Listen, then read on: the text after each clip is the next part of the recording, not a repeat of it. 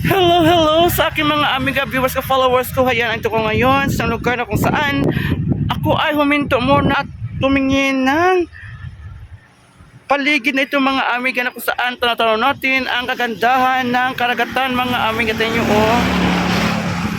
Diba mga amiga, nakita nyo? Ang ganda talaga ng ating lugar na siya nating napuntahan mga amiga. Yan. Napaka lapad ng dagat mga amiga nyo. Wow na wow. Ayan mga amiga.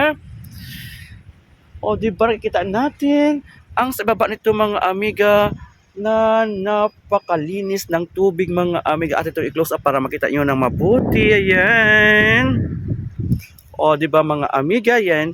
At ang sa likod ko naman ay makita natin ang mataas na bundok na ito. Ayan, makita natin ang formations ng bato. Ayan, rock formation ang inyong tatanaw sa aking likod mga amiga, di ba? Napaganda din. Ayan mga amiga, di ba? Ito ang lugar na lagi kong dinadaanan tuwing ako ay papunta o pauwi ng Kalibo mga amiga. Ayan, o, ayan nyo, o. O, di ba? At ang lakas ng hangin dito mga amiga, nakapagbigay ng relax sa ating katawan at isipan mga amiga. Alam niyo mga amiga, I love nature talaga. Yan. Ito ang mga kalikasan na dapat nating always na alagaan mga amiga. Yan, diba? Tingnan niyo, oh. Super ganda talaga ang lugar na ito, na kung saan dito ako ngayon sa itaas nakatayo. Ayan mga amiga.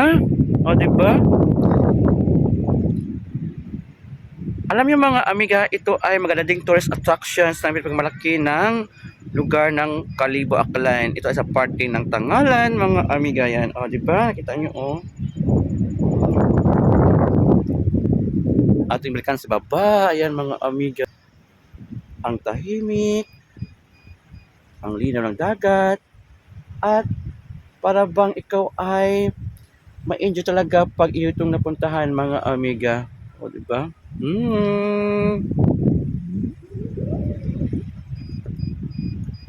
Ayan. Wow na wow talaga. Kaya pag kayo ay gustong mag-relax, puntahan nyo ang lugar na ito na matatagpuan sa Tangalan, Aklan mga amigo.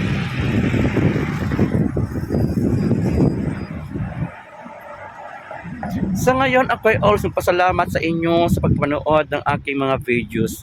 Please share, likes, and comments, and follow my bahay mga amiga. See you again. Love you all. Bye-bye.